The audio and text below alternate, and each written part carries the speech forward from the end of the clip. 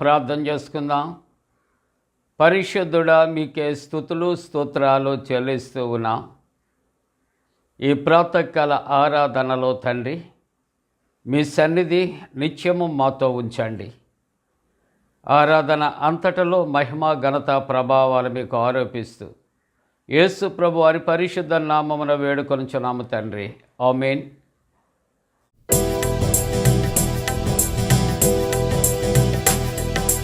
రాజాని భవనములో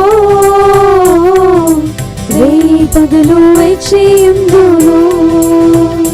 యేసు రాజాని భవనములో రేపగలు వేచియుందును. నిన్ను స్తుతించి ఆరాధింతును, నా చింతలు మరచెదను. నిన్ను స్తుతించి ఆరాధింతును, నా చింతలు మరచెదను. ఆరాధనా ఆరాధనా అబ్బా తండ్రి నీకేనయ్యా. ఆరాధనా ఆరాధనా అబ్బా తండ్రి నీకేనయ్యా. రాజాని భవనములో రేపగలు వేచియుందును. యేసు రాజాని భవనములో రేపగలు వేచియుందును.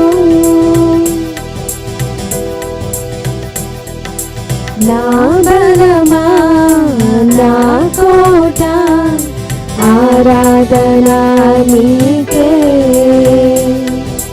నా బలమా నా కోట ఆరాధనా నీకే. నా దుర్గమా ఆశ్రయమా ఆరాధనా నీకే. నా దుర్గమా ఆశ్రయమా ఆరాధనా నీకే. ఆరాధనా ఆరాధనా అబ్బా తండ్రి నీకేనయ్యా. ఆరాధనా ఆరాధనా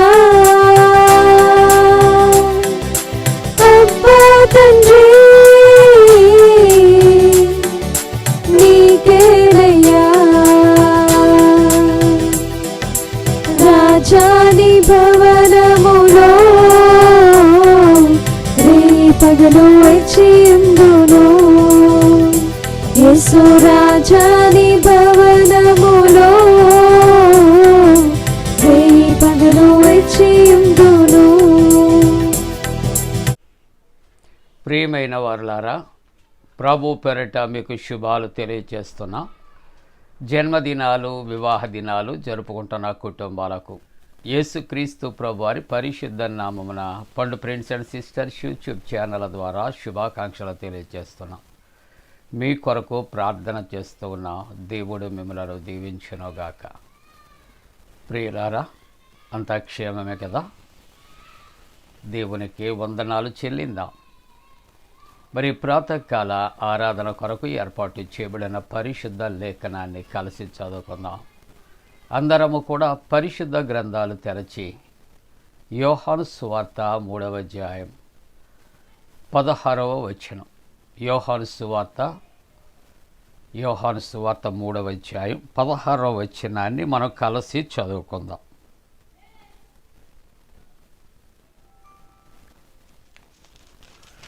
యోహాను సువార్త 3వ అధ్యాయం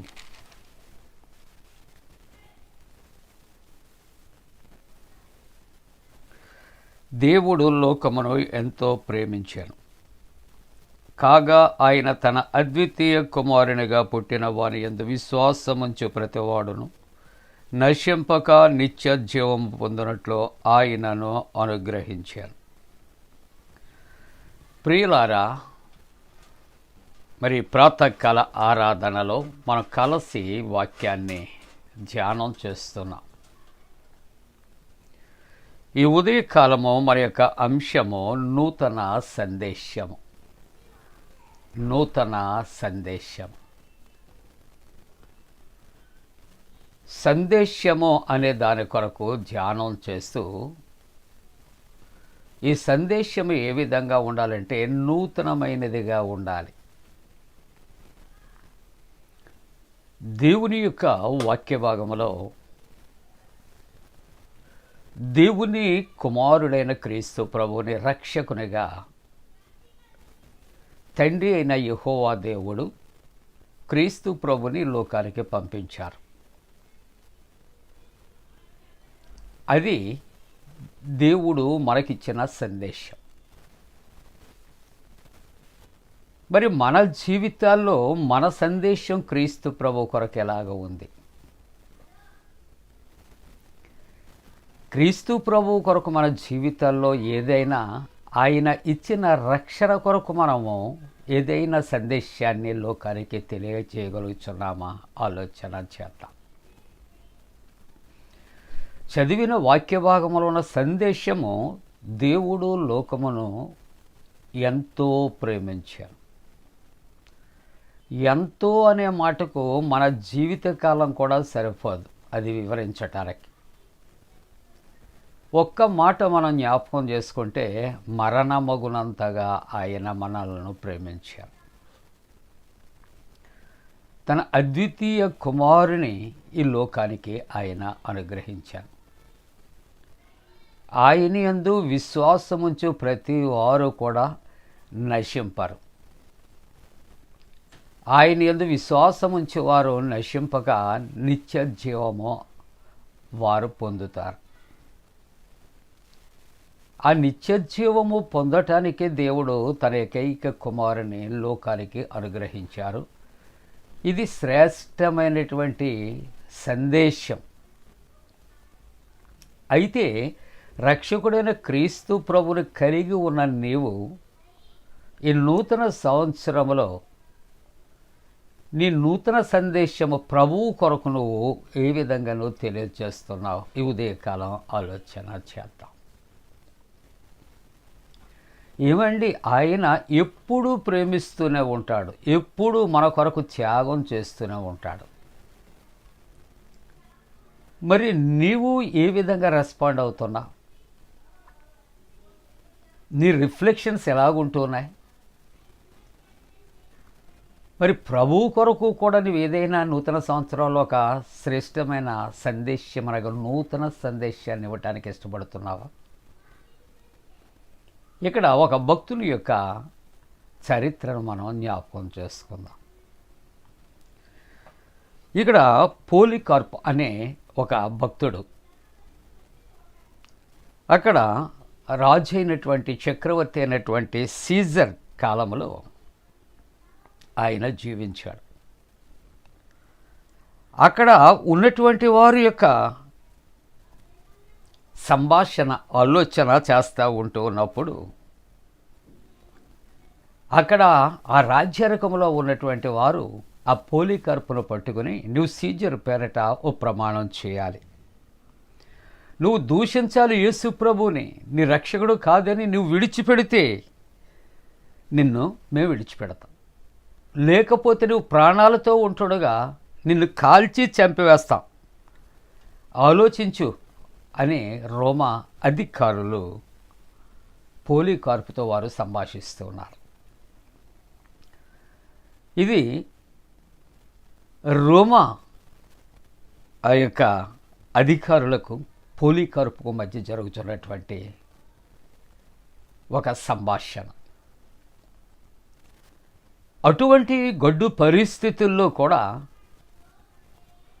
దేవుని వాక్యము చేత బలపరచబడినటువంటి పోలికార్ప్ దేవుని కుమారుడైన క్రీస్తు ప్రభువుని తండ్రి అయిన దేవుడు నాకు నిత్యజీవం కలగటానికి ఆయన భూలోకానికి పంపించి ఆయన చనిపోతానికి కూడా తండ్రి అయిన దేవుడు ఇష్టపడి రక్షకుడిగా పంపించారు.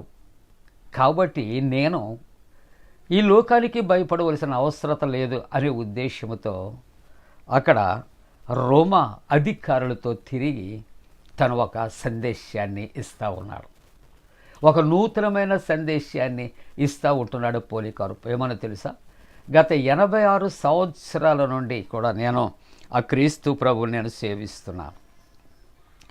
ఎప్పుడూ కూడా నాకు ఆయన ఎటువంటి అపకారము కూడా నాకు చేయలేదు, కీడు చేయలేదు, నన్ను బాధ పెట్టలేదు. కాబట్టి నా రక్షకుడైన క్రీస్తు ప్రభుని నేను ఏ విధంగా నేను దూషిస్తాను అని జవాబు చెప్పాడు. కానీ ఆ రోమా ప్రభుత్వం వారు అనేక రీతులలో ఒప్పించి ఆ యేసు ప్రభుని దూషింప చేయాలని ప్రయత్నం చేశారు. కానీ ఆయన ఆ విధంగా క్రీస్తు ప్రభువుని విడనాడటానికి ఇష్టపడలేదు. కనుక ఆ రోమా ప్రభుత్వం ఏం చేసిందంటే మరి సజీవ దహనం చేయవలసిందిగా ఆ సీజర్ ఆయన ఆజ్ఞాపించాడు. అటువంటి పరిస్థితుల్లో సైనికులు వచ్చారు, పోలీకార్పులు పట్టుకున్నారు. కాబట్టి ఆయన మంటల్లో కాలిపోతూ పారిపోతాడేమని పారిపోకుండా ఒక కొయ్యకు కట్టాలని అతను పట్టుకున్నప్పుడు పోలీకార్పు అంటున్నటువంటి మాటలు నన్ను బంధించొద్దు, నేను పారిపోను, ఆ మండుతున్నటువంటి మంటలు నేను తట్టుకునే శక్తి దేవుడు నాకు ఆయన ఇస్తాడు. కాబట్టి నన్ను కొయ్యకు బంధించొద్దు అని పోలీకార్పు ఆ యొక్క రాణు వారితో ఆయన చెప్పినప్పుడు ఆయన చేతులు మాత్రమే కట్టినట్లుగా మనం చూస్తూ ఉంటాం. కాబట్టి నిప్పు పెట్టారు. చనిపోయే ముందు ఎవరు ప్రార్థన చేస్తున్నాడో తెలుసా? సర్వశక్తిమంతుడు అయిన దేవా, నీ ప్రియమైన కుమారుడని యేసు ద్వారా నీ సన్నిధిలో నేను జీవించే కృప ఇచ్చినందుకు వందనాలు. నన్ను ఈరోజు సజీవ దహనము గావించబడే గడియకు తీసుకుని వచ్చినందుకు నీకు హృదయపూర్వక కృతజ్ఞతలు. క్రీస్తు పాత్రను త్రాగుటకు హతసాక్షుల సమూహంలో ఒకరిగా ఉండుటకు నన్ను ముందుగా నియమించినందుకు నీకు ప్రభువైన క్రీస్తు ద్వారా మహిమ, ఘనత, ప్రభావాలు ఎల్లప్పుడూ చెల్లునుగాక, ఆమెన్ అని చెప్పి ఆయన ఆత్మ ప్రభువుకు అప్పగించాడు. ప్రభువుకు చేరాడు. తన నూతన సందేశం ఏమిటని ఆలోచన చేస్తే లోకంలో ఎంతకాలము మానవుడు జీవించిన ఒక దినం ఈ లోకయాత్ర ముగించాలి. మానవుని యొక్క జీవితంలో ఒకవేళ మరణము తప్పించుకుంటానికి అవకాశం ఎప్పుడూ లేదు, ఏదో ఒక సమయంలో వస్తుంది. కానీ నరకాన్ని తప్పించుకుంటానికి అవకాశము క్రీస్తు ప్రభువే మార్గముగా చూచాడు. కాబట్టి లోకానికి సాక్ష్యం ఇస్తూ ఉన్నాడు. 86 సంవత్సరాలు ఆయన సేవించినప్పుడు నన్ను విడవలేదు, కాబట్టి ఆయన కొరకు నా శరీరాన్ని అప్పగిస్తున్నాను, నన్ను కాల్చి అప్పగించండి. భక్తుడు మూడి అంటాడు, నేను ఈ లోకములో నా కన్నులు నేను మూసిన తర్వాత అంటే నేను చనిపోయి మరలా పరలోకంలో నా కన్నులు నేను తెరిచినప్పుడు నా తండ్రి అయిన దేవుని ఎదుట ప్రత్యక్షమవుతాను. అది నాకు పట్టాభిషేక దినం. కాబట్టి ఉదయకాలపు ఆరాధనలో మన యొక్క సందేశం లోకానికి ఎలాగ ఉండాలంటే, నా రక్షకుడు క్రీస్తు ప్రభు, నా రక్షకుడైన క్రీస్తు ప్రభుని తండ్రి అయిన యెహోవా దేవుడు పరలోకముండి నా కొరకు ఆయన పంపించాడు. కాబట్టి ఇప్పుడు తన సందేశం వ్యక్తిగతంగా ఏమంటున్నాడంటే, ఇదిగో నేను నన్ను రక్షించడానికి వచ్చిన నా రక్షణ కొరకు నా ప్రాణాన్ని నేను అప్పగిస్తూ ఉన్నా, పరలోకంలో నేను కన్నులు తెరుస్తాను. ఈ నూతన అనుభవాన్ని, నూతన మరి సాక్ష్యాన్ని, లేకుంటే ఈ యొక్క నూతనమైనటువంటి మనం సందేశాన్ని మనం లోకాలకు అందించేవారిగా. ప్రియులారా, సందేశాలు ఎన్నో ఉన్నాయి లోకంలో. ఆ సందేశాలు కాదు, క్రీస్తు కొరకు నువ్వు ఏ సందేశం, ఏ నూతనమైన సందేశాన్ని ఇస్తా ఉన్నావు ఈ ఉదయకాలం ఆలోచన చేద్దాం. క్రీస్తు కొరకు నూతనమైనటువంటి సందేశము అనగా ప్రభు నా కొరకు వచ్చాడు, ఆ ప్రభు నా కొరకు ప్రాణం పెట్టాడు, ఆ ప్రభువు కొరకే నేను ప్రాణం పెడుతున్నాను. కాబట్టి నూతన సందేశంతో మనం సాగిపోతానికి దేవుడు తన పరిశుద్ధాత్మ కూడిన మనపై మెండుగా కుమరించరోగాక. ఆమేన్. ప్రార్థన. పరిశుద్ధుడా, మా జీవితాల్లో నీ కొరకు అయ్యా నూతన సందేశాన్ని ఇవ్వగలిగిన శక్తి సామర్థ్యాలు కలుగుచ్చాడు. రక్షణ లేని వారికి రక్షణ కలుగుచ్చాడు. మణిపూర్లో ఉన్న క్రైస్తవుల కొరకు ప్రార్థిస్తారు. ఇజ్రాయేల్ దేశము కొరకు ప్రార్థిస్తారు. అనారోగ్యముతో అనేక మంది ఉంటున్నారు. నేను వారిని స్వస్థపరచాను. రక్షణ లేని వారికి రక్షణ కలుగుచాడు. పరీక్షలు రాస్తున్న బిడ్డలకు నాయన జయము కలుగుచేయండి. నాయన మంచి వాతావరణం కలుగుచేయండి. యేసు ప్రభు దివ్య నామమున వేడుకొనుచున్నాము తండ్రి. ఆమేన్. పరలోకమందున మా తండ్రి, నీ నామం పరిశుద్ధపరచబడనుగాక, నీ రాజ్యం వచ్చునుగాక, నీ చిత్తం పరలోకమందున వేర్చినట్టు భూమి అందు నెరవేరునుగాక. మా ఇందిన ఆహారం నేడు మా దయచే, మా ఎడల అపరాధం చేసిన వారికి క్షమించిన ప్రకారముల ప్రథమ క్షమించము, శోధంలోని తెక కీడును తప్పించము. రాజ్యము, శక్తి, మహిమ నిరంతరము నీవే ఉన్నవి. ఆమేన్. మన పరమ తండ్రి అయిన దేవుని యొక్క ప్రేమయు, ప్రభువైన యేసుక్రీస్తు ప్రభు కృపయు, పరిశుద్ధాత్మ యొక్క అన్యోన్య సహవాసము ప్రాతకాల ఆరాధనలో ప్రభువుని ఆరాధిస్తున్న ప్రతి కుటుంబానికి తోడుగుండి సంరక్షించి కాపాడునుగాక. ఆమేన్.